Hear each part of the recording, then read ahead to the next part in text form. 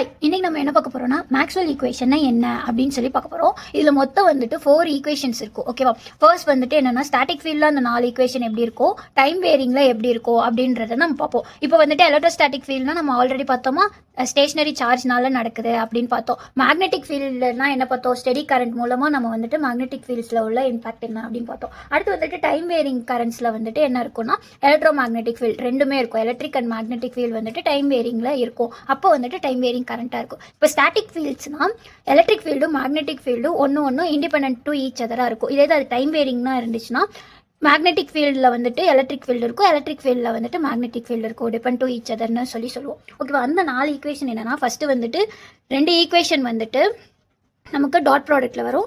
அடுத்த 2 ஈக்குவேஷன் வந்துட்டு என்னென்னா கிராஸ் ப்ராடக்ட்டில் வரும். நம்ம ஆல்ரெடி படித்தது தான். ஃபர்ஸ்ட் வந்துட்டு என்ன படிச்சிருப்போம், டெல்டா டி ஈக்குவல் டு ரோவின்னு படித்தோமா. அடுத்து வந்துட்டு டெல்டா பி ஈக்குவல் டு 0, இது ரெண்டும் டாட்டில் வந்துடும். அடுத்து கிராஸில் என்ன படித்தோம், del cross E equal to 0ன்னு படித்தோம். அடுத்து del cross H equal to J அப்படின்னு சொல்லி பார்த்தோமா. இதுதான் இந்த 4 மேக்ஸ்வெல் ஈக்குவேஷன் அப்படின்னு சொல்கிறோம். நம்ம வந்துட்டு ஸ்டாட்டிக்கில் எப்படி இருக்கும், டைமிங் வேரியண்ட்டில் எப்படி இருக்கும்ன்ட்டு இப்போ நம்ம பார்க்க போகிறோம்.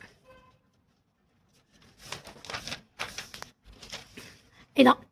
ஸோ வந்துட்டு ஃபர்ஸ்ட் வந்துட்டு என்னது, first 2 equation related to dot product. அடுத்து வந்துட்டு third equation related to cross product. ஓகேவா? அப்போ டெல்டா டி ஈக்குவல் டு ரோவி, இது என்ன படிச்சிருக்கோம், காஸ்லான்னு படிச்சிருந்தோமா. ஸோ வந்துட்டு இது காஸ்லா. ஓகேவா? இது வந்துட்டு நான் டாட்டில் இருக்கல இந்த மாதிரி டெல்னு இருந்துச்சுன்னா இது டிஃப்ரென்ஷியல் ஃபார்ம் அப்படின்னு சொல்லுவாங்க, இல்லைன்னா பாயிண்ட் ஃபார்ம் அப்படின்னு சொல்லுவாங்க. ஓகேவா? அப்புறம் del dot B equal to 0. இது வந்துட்டு என்னன்னா மேக்னெட்டிக் மோனோபோல்லே இல்லை அப்படின்னு சொல்லுவாங்க. அதாவது மேக்னெட்டிக் சார்ஜே இல்லை அப்படின்னு டினோட் பண்ணுறதா del dot D equal to 0. அடுத்து வந்துட்டு del cross E equal to 0. நம்ம படித்தோமா, கேர்ள் படிக்கும்போது பார்த்தோமா, கன்சர்வேட்டிவ் ப்ராப்பர்ட்டின்னு சொல்லி பார்த்தோமா, அதுதான் இங்கே. So conservative property of electrostatic field. அடுத்து del cross H equal to J, Ampere circuit லால படித்தோமா, அதுதான். ஓகேவா? அடுத்து வந்துட்டு இதே இது வந்துட்டு பாயிண்ட் ஃபார்மை இன்டெக்ரலில் மாற்றணும்னா இப்படி மாற்றிருப்பாங்க, integral over D dot ds equal to rho v dv. இந்த இதுவும் நம்ம பார்த்தோம், காஸ்லால பார்த்தோமா, which is equal to psi enclosed அப்படின்னு சொல்லி பார்த்தோமா, அதுதான் இங்கே வந்துட்டு integral over B dot ds equal to 0. அடுத்து வந்துட்டு closed integral E dot dl equal to 0. Okay. அடுத்து வந்துட்டு integral h dot dl equal to integral of J dot DS.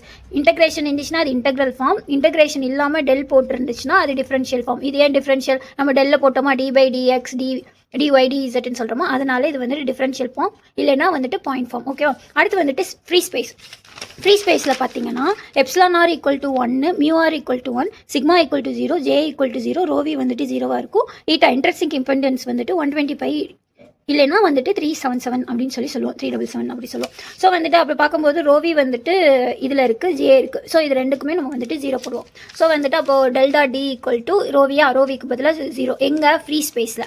ஓகேவா? அடுத்து டெல்டா பி 0 தான், டெல் கிராஸ் இ வந்துட்டு 0 தான், டெல் கிராஸ் ஹச் வந்துட்டு இங்கே என்ன ஜே வந்துட்டு ஃப்ரீ ஸ்பேஸில் 0ன்னு படித்தோமா, அப்போ வந்துட்டு 0. ஓகேவா? இன்னொன்று வந்துட்டு இங்கே என்ன இருக்குன்னா டெல் டாட் இ கொடுத்துருந்தாங்கன்னா ரோவி பை எப்சிலான் அப்படின்னு சொல்லி எழுதியிருப்போம். ஓகேவா? இது ஃப்ரீ ஸ்பேஸில் இல்லை, நார்மல் பாயிண்ட் ஃபார்மில். ஃப்ரீ ஸ்பேஸில் என்ன இருக்குன்னா del dot EO equal to 0வாக தான் இருந்திருக்கும். ஓகேவா? இது வந்துட்டு நார்மல் இங்கே வரும், del dot E equal to rho v by epsilon அப்படின்னு. ஸோ இது வந்துட்டு ஸ்டாட்டிக் ஃபீல்ட்ஸ். இப்போ வந்துட்டு டைம் வேரிங் ஃபீல்டில் பார்ப்போம். டைம் வேரிங் ஃபீல்டில் அதே தான். டைம் வேரிங் ஃபீல்டில் என்ன இருக்கும், எலக்ட்ரிக் ஃபீல்டில் வந்துட்டு மேக்னெட்டிக் ஃபீல்டும் இருக்கும், மேக்னெட்டிக் ஃபீல்டில் எலக்ட்ரிக் ஃபீல்டு அப்படின்னு சொல்லி பார்த்தோம்.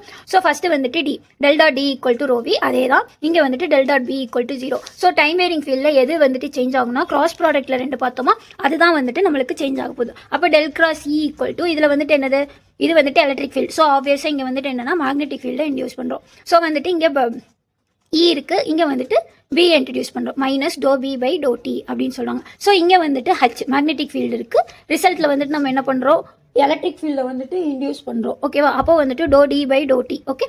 ஸோ இங்கே பி டி நம்ம என்ன படித்தோம், இக்கு ஹச் டிக்கு பி அப்படின்னு சொல்லி கம்பேர் பண்ணி படிக்கும்போது படிச்சிருக்கோமா, இ டென்சிட்டின்னு சொல்லிட்டு கம்பேர் பண்ணி படிச்சிருக்கோமா, அதே தான். அதே மாதிரி தான் இங்கேயும் வரும் பாருங்கள், இங்கே டெல்டா டினா ரோவி, டெல்டா பி 0, இந்த மாதிரி டாட் ப்ராடக்ட்டில் ரெண்டுமே வந்துட்டு டென்சிட்டி வந்திருக்கு, கிராஸ் ப்ராடக்ட் ரெண்டுலேயுமே வந்துட்டு ஃபீல்டு இன்டென்சிட்டி வந்திருக்கு, அதுதான்.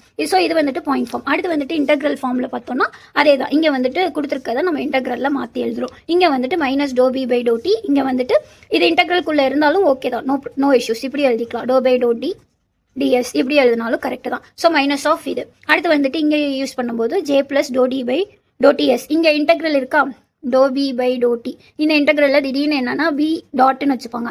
ஸோ இந்த டாட் எதை குறிக்குது, டிஃப்ரென்ஷியேஷனை குறிக்குது. ஸோ பி டாட் இருந்தாலுமே கரெக்டு தான். இப்போது integral over E dot D L minus B இப்படி கொடுத்துருந்தாலுமே இது கரெக்டு தான் ஓகேவா. ஏன்னா இது வந்துட்டு டிஃப்ரென்சியேஷன் தான் குறிக்கிறது. எப்படி எழுதிப்போம், மைனஸ் டோ பி பை டோ டின்னு எழுதிப்போமா. ஸோ இது ரெண்டுமே ஒன்று தான். ஸோ அப்போ ஃப்ரீ ஸ்பேஸில் வந்துட்டு டைம் வேரிங் ஃபீல்டில் என்ன இருக்கும், ரோவி வந்துட்டு 0வா, அடுத்து வந்துட்டு பி அப்படியே தான் இருக்கும். இங்கே வந்துட்டு டி வெக்டார், அதாவது இது வந்துட்டு dow B by dow T, இது வந்துட்டு dow D by dow T. J வந்துட்டு 0 ஆகிடும். அதனால் இங்கே என்ன படிச்சிருந்தோம், ஜே கிராஸ் டோ டி டாட்னு தானே படிச்சிருந்தோம். ஸோ இங்கே கிராஸ் இல்லை ப்ளஸ்ஸு. ஸோ வந்துட்டு டோடி அப்படியே வந்துடும். அதே மாதிரி இன்டெக்ரலில் 0 போட்டு நம்மளுக்கு ரிமைனிங் என்னக்கோ அது அப்படியே வந்துடும். அடுத்து வந்துட்டு ஃபேஸார் ஃபார்மில் அதே தான். இங்கே வந்துட்டு டிஃப்ரென்ஷியேஷன் இன்ட்ரடியூஸ் பண்ணி வச்சுருக்கோம்னா அதுக்கு பதிலாக இங்கே என்ன போடுறோம்னா ஜே ஒமேகா போடுறோம். ஸோ ஜே ஒமேகா போட்டிருக்கோம், அவ்வளோதான் வித்தியாசம். இதுதான் வந்துட்டு மேக்ஸ்வெல் ஈக்குவேஷன். இதில் எதுவும் டவுட் இருந்துச்சுன்னா கமெண்ட் பண்ணுங்கள், லைக் பண்ணிவிட்டு நம்ம சேனலில் வந்துட்டு ஃபாலோ பண்ணிக்கோங்க. இந்த மேக்ஸ்வெல் ஈக்குவேஷன் ஷீட்டை வந்துட்டு நம்ம டெலிகிராம் சேனலில் வந்துட்டு போட்டிருக்கேன். Tata by.